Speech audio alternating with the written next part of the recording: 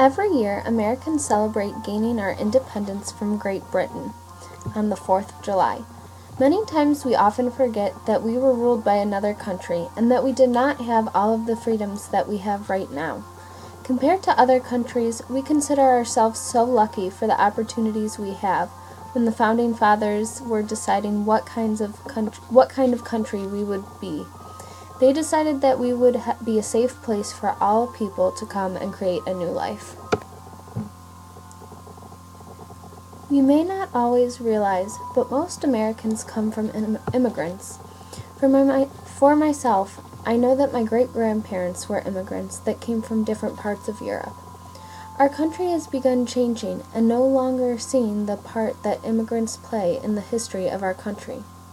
The United States was created to be a melting pot for all different people, so why should we let fear dictate who can enter our country and who can't?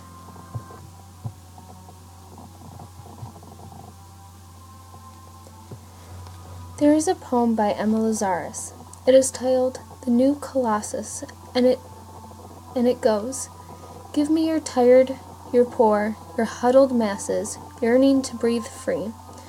The wretched refuse of your teeming shore. Send those, the homeless, tempest-tossed to me. I lift my lamp beside the golden door." It is a poem that has brought many immigrants hope throughout the years as they have traveled to this country that was so completely new to them. But within past decades, immigrants have begun feeling more and more unwelcome by the United States. This has much to do with different legislation that has been introduced over years that targets different ethnicities or any type of people that may be considered different. Different legislation has been introduced that specifically targets a group of people to make immigrating to the United States much more difficult and sometimes almost impossible. Different views on immigration began forming as early as the 1700s. Perhaps no issue divided Americans in the 1970s as much as the issue of immigrants coming from the war-torn countries of Europe. To think that we had just recently gained our independence and we were already looking to exclude those who were looking for a safe place to live. Many people were concerned that they were dangerous to our country, but in reality, they were just trying to escape the dangers of their own country. Many say that this was such a struggle because it was one of the first international problems that the United States had to deal with since they had just so recently become their own country. The two main political parties were trying hard to understand how to confront their immigration issues while still upholding the Constitution. This would be the first of many struggles when it comes to immigration. The Immigration Act of 1882 was also very devastating to many people who were trying to immigrate to the United States. Congress excluded individuals having mental and physical defects. They claimed that they were a threat to the nation. Congress was continuously creating legislation to keep those with disabilities out of the country, claiming that having a disability automatically made them dangerous to this country. The 1882 law prohibited entry to any lunatic, idiot, or any person unable to take care of him or herself without becoming a public charge. By including the part about becoming a public charge, it seemed as though they are purposely trying to exclude people with not only physical disabilities, but mental disabilities as well. Sadly, the law did not change for the better, rather they changed for the worse. Congress tightened the requirement so that by 1907 it covered any mental or physical defect of a nature which may affect the ability of such alien to earn a living. Now we went from excluding people with a very debilitating defect to someone that had issues as minor as varicose veins and arthritis. It was clear that those with disabilities were being targeted by Congress. These were people looking for a better life.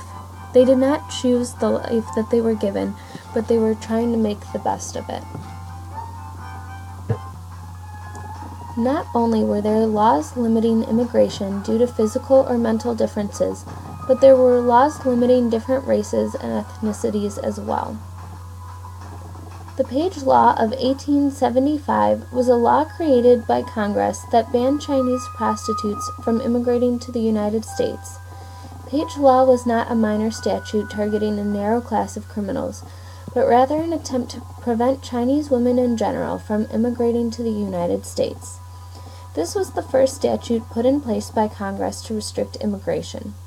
The statute was brought on by fear. Many of these Chinese women were prostitutes or second wives in polygamous marriages. The United States feared this because it was not what we were accustomed to. Not only was immigration affected by the Page Law of 1875, but there was also the Chinese Exclusion Act of 1882. The 1882 Chinese Exclusion Act prohibited the immigration of Chinese laborers. It denied Chinese of naturalization and required Chinese laborers already legally present in the United States who later wished to re-enter to obtain certificates of return. Instead of trying to repeal these acts that put limits on people from China, we continued to try to strengthen them. The Scott Act and the Geary Act tried to prevent Chinese workers from re-entering the United States and extended the Chinese Exclusion Act for 10 years. The Chinese were treated differently than other people who immigrated to the United States, and we continued to treat them as though they were unwelcome in the United States. The United States wouldn't even allow the Chinese people living in Hawaii and the Philippines to enter the mainland of the United States. These Chinese immigrants were treated like criminals. They were coming to the United States for a fresh start, but the United States was making it rather difficult. The Chinese people who immigrated to the United States were very hard-working and helped to develop our country. Oftentimes they did the job that most white people saw as below them. The anti-Chinese era clearly became one of the most ferocious.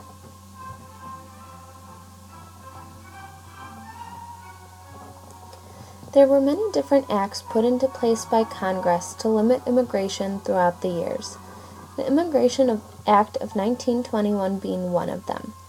This act limited the number of people who could come into the United States from each country. The number of people was decided by the latest census.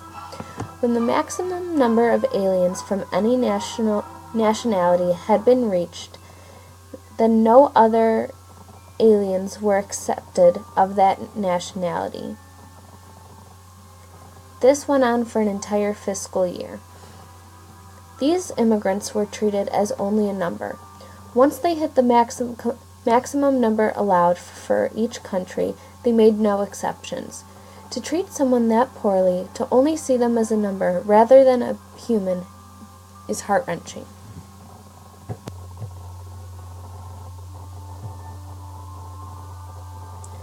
While there have been many terrible acts created by Congress that has limited immigration by discriminating against different groups, there has only been a few trying to reverse these actions. For example, in 1965, Lyndon B. Johnson set the Immigration and Nationality Act amendments into action. It established allocation of immigrant visas on a first-come, first-served basis, subject to a 7-category preference system for relatives of U.S. citizens and permanent resident aliens, and for persons with special occupational skills or training. This was something that we had not quite seen yet. Lyndon B. Johnson was taking a stand for immigrants rather than restricting them like most have in the past. This was such a new take on immigration, and one that was much needed. Johnson recognized that its passage was especially significant, enough so that he oversaw the staging of an elaborate signing ceremony at the base of the Statue of Liberty. Making this reform happen was not an easy process by any means. Lyndon B. Johnson had to work with many different advisors to make sure it was done properly and to avoid backlash from the United States citizens. Moving forward to where we are today with immigration. There has been progress made, especially with the Obama administration. For example, in 2014, President Barack Obama issued an executive order providing temporary relief from deportation for undocumented parents of citizens or permanent residents. President Obama also allowed children who arrived to the United States as minors to stay in the country. These holds on deportation were the first that we have seen. Deportation is often at times the most threatened repercussion for entering the United States illegally. Oftentimes there are no other forms of punishment. You hear government officials say that a certain group of people are dangerous, and that we need to ban them from entering our country. This is not necessarily the case.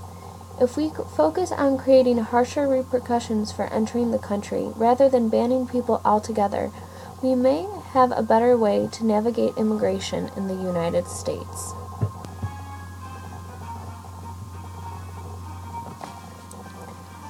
While it looked as though we had made progress on our immigration rules with President Obama, we took 2 steps back on the topic of immigration when President Trump took office. President Trump had an entire campaign fueled on getting people to fear immigrants.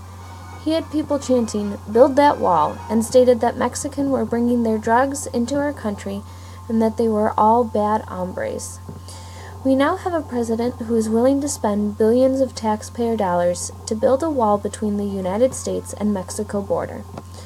President Trump also enacted a travel ban shortly after he took office. He sparked fear by banning a group of people, saying that they were involved with ISIS and that this was for our safety. In his executive order, he stated, "It is the policy of the United States to protect its citizens from foreign nationals who intend to commit terrorist attacks in the United States."